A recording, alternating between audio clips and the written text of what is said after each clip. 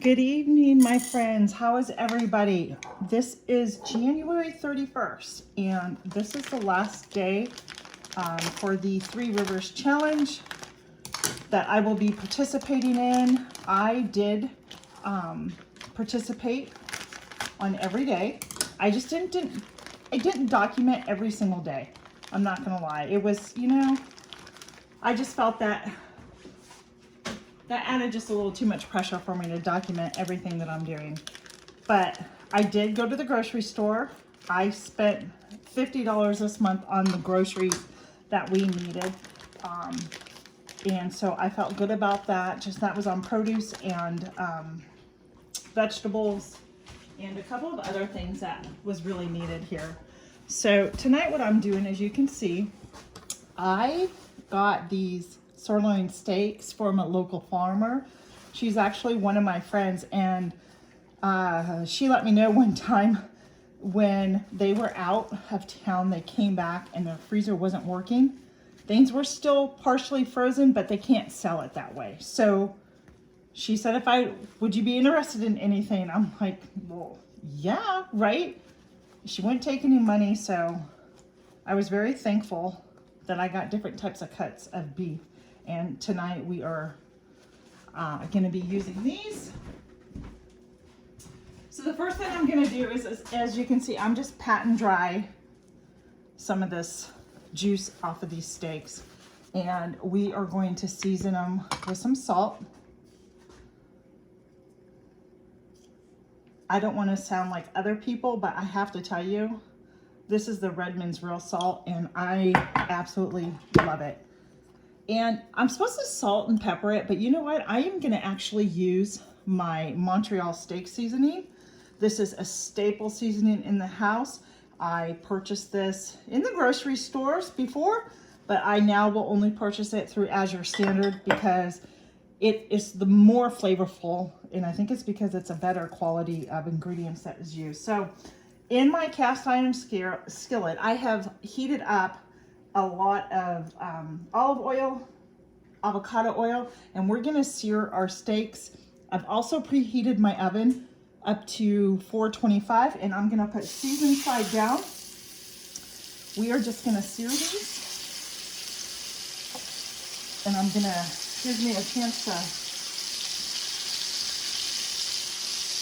season the opposite side, having them seared.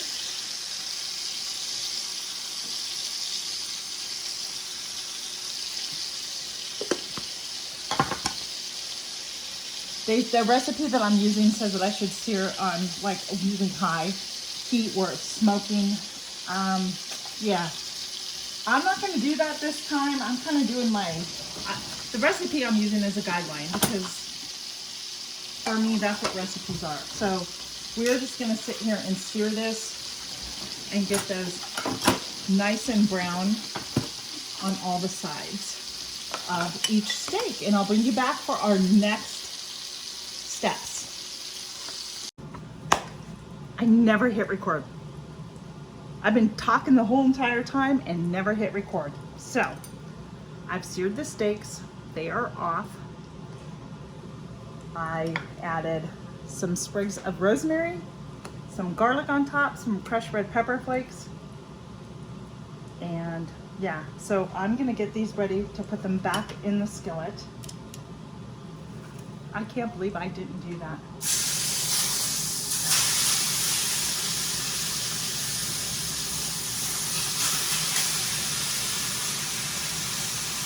And I'm gonna, that one side needs to be seared just a little bit more, but let me show you what I've been doing today. Ever since I made the sourdough sandwich bread, my son and my husband, I'll take some responsibility for it too. I can't keep it in the house. So here's another round that is sitting. There's the dough. And this is just, I have it on my sink with a damp towel, and it is just rising. I'm gonna let this rise. I'll put it in the refrigerator tonight to slow down that process of rising and let itself just do a slow rise overnight. And then tomorrow when I get up, I'll pull it out, let it sit, come to room temperature, and get it in my bread pans, and then I'll let it rise again for another 2 to 3 hours. But I can't get over these men in this house. They're just eating that. It's so funny. But the good news is because sourdough is better on your digestive system, and it does help you digest bread a little bit better and easier for some people, especially somebody like me who shouldn't be eating the gluten like I do.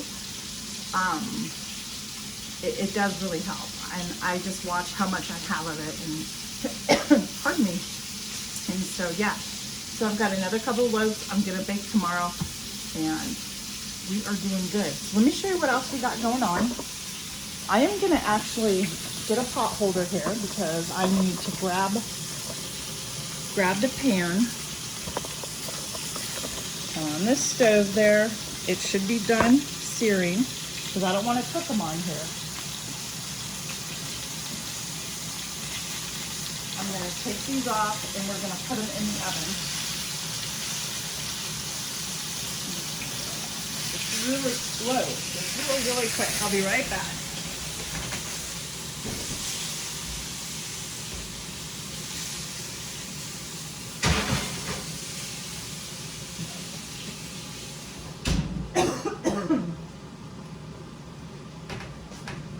That smoke went up in me and I inhaled that smoke. That was bad.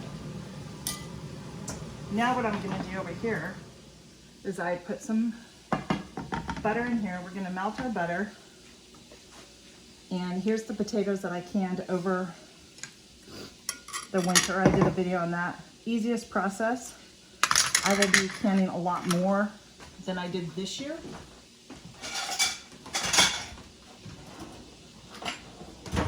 So I'm thankful my friends up in PA actually grow a lot of potatoes because they do have a farm stand. I grow potatoes here and I use them, but they grow a ton of potatoes. So I'm very blessed that I can go up and get some when I need it. So all I'm gonna do here, we're gonna open up our potatoes. Did you hear that?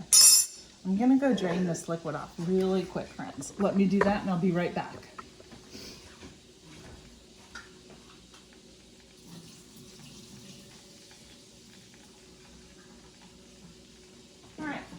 Looks like our skillet's nice and hot. I am now just gonna dump our potatoes in here.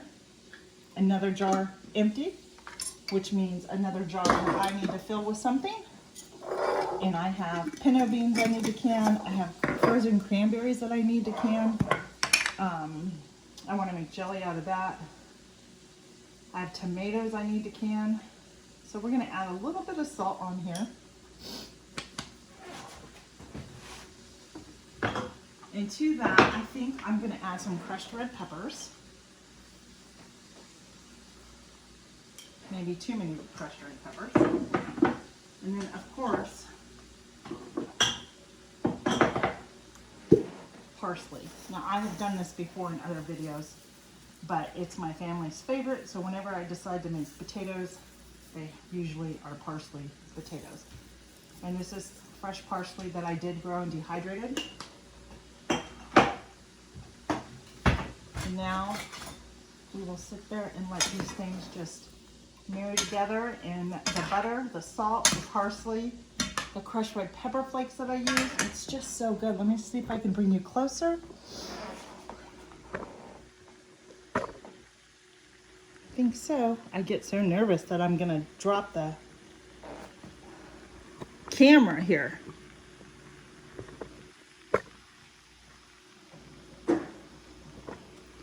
Yep, so there you go. So we're just gonna let that done, and then I am gonna pull out the corn that I also froze this year.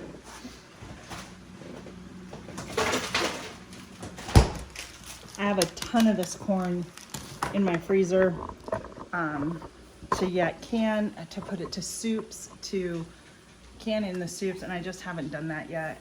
And I think after the holidays, like as much as I enjoy doing this, there is a time just to kind of come down. But I think as the new month of February starts, I have a little more energy to really get refocused. I'm trying to make a plan this year of what I'm doing, what I need to can, what I need to grow, and what I can source locally or localishly up in PA where I go.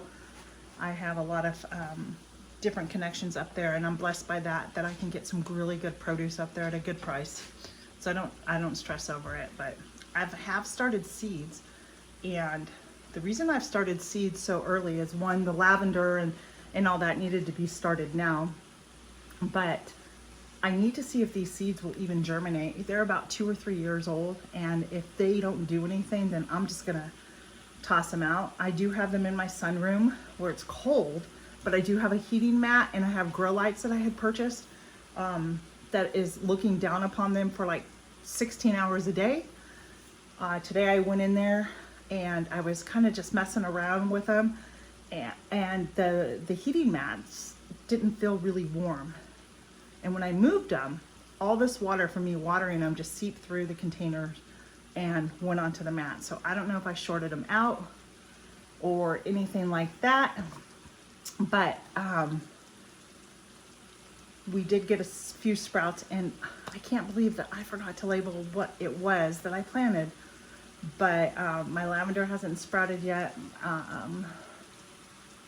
The beans, I think, what else? I did some lettuce that hasn't yet. Maybe just too cold in there. I don't know. I'm just rambling now. So anyhow, friends, I'm gonna get back to my potatoes and check my steaks, and we'll be back and I'll show you our dinner, our last dinner of the Three Rivers Challenge.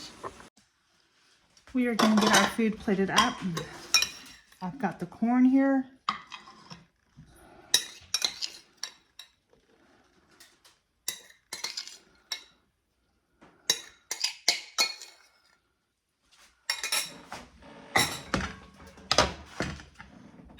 Get our potatoes. Oh, it looks so good.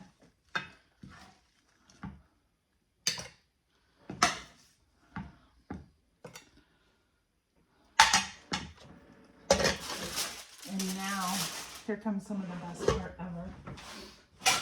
Like, I even ahead of myself and started.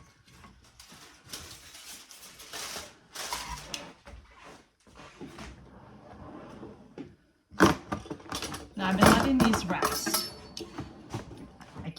I can't cook them too raw here because my husband won't eat it if it's cooked too raw. So I gotta make sure. Oh my gosh. I've never had a sirloin steak this tender. Look at this, friends. Look at how, I mean, it's just so tender. It's unbelievable how easy this is to cut. So I'm gonna do just a couple more slices here, and we are gonna get done. Lay this out like so. And there is a home cooked meal to end our Three Rivers Challenge. I may continue, I'm not sure, but for today, I am done, and will treat myself out to dinner maybe this weekend. So, thank you so much for joining me here on my YouTube channel. It's been so much fun doing this. I want to thank Jessica at Three Rivers Homestead hosting this once again this year. I have participated in the past. This is my second year participating now, and so I'm really enjoying it, and I'm just it gives you a really great sense of accomplishment, and just really staying focused on using what you have, keeping things simple, and not really having to go out to eat or anything, because even when you go out, it's overpriced and it's not always that good. And if you're with me on that, let me know. But all right, friends, I am gonna go eat supper. We got to get ready for community group with church, and we will see you on the next video. During the meantime, friends, be blessed, and thank you again. Bye-bye.